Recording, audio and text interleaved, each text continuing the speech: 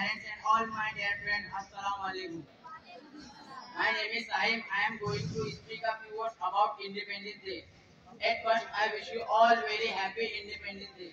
Friends, as we all know that 15 August is a day of honor and pride for every India got Independence Day.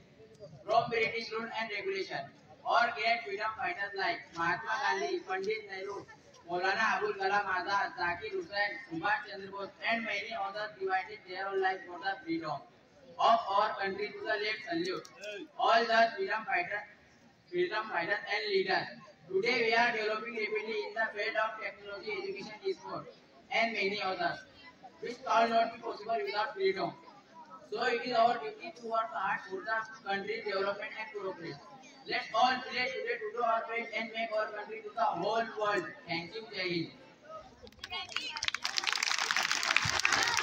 बहुत बहुत